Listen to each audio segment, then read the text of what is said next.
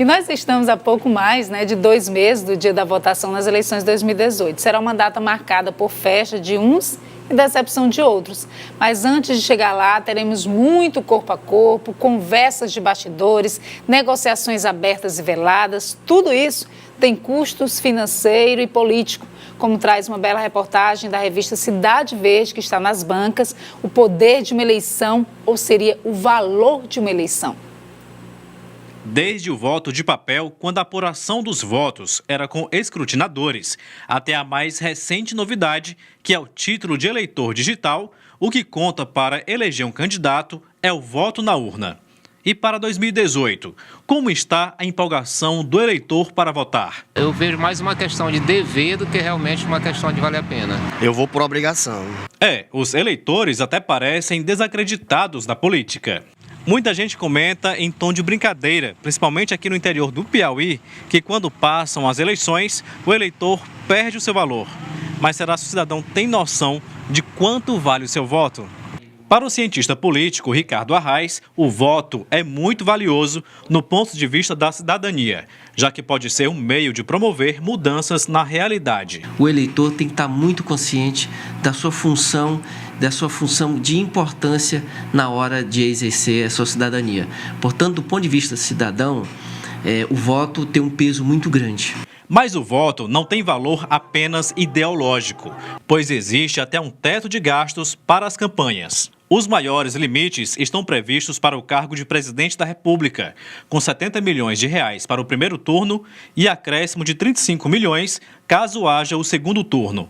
Já na campanha de deputado federal, foi fixado o teto de gastos de R$2,5 milhões e de R$1 milhão para deputado estadual ou distrital. Para os cargos de governador e senador, os limites de gastos variam de acordo com o eleitorado da região.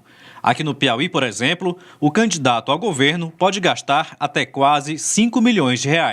E para o Senado, R$2,5 milhões. O investimento para se chegar no poder é alto. O salário do presidente da República passa dos R$30 mil. O do senador é um pouco maior, na faixa dos R$ 33.700. Um deputado federal recebe o mesmo salário de um senador, enquanto o deputado estadual recebe um pouco mais de R$ 25.300 e o governador do Piauí, R$ 17.985.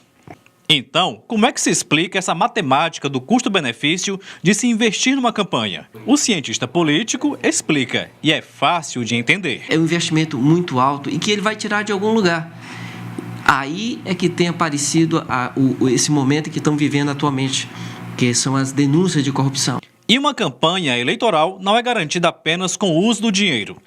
O comentarista político do Grupo Cidade Verde, Zósimo Tavares, diz que os factoides, aquelas notícias falsas ou sensacionalistas, sempre são utilizadas. Esses métodos estão se sofisticando tanto, ultimamente, com a chegada de fake news, de campanhas digitais, que a gente perde praticamente o controle de tudo o que acontece. O Facebook agora tirou aí não sei quantas páginas do ar por conta de notícias falsas que grupos políticos ficam inventando. E no fim de tudo, sempre vem aquela zoação. Quem nunca brincou com a história da porca que comeu o candidato derrotado?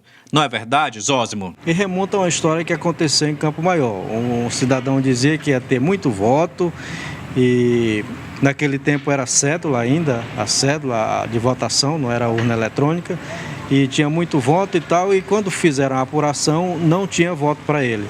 E as cédulas tinham sido jogadas no lixo e estava lá a porca fuçando aquele lixeiro e tal. E o que é que houve com sua votação? Ele disse, a porca comeu.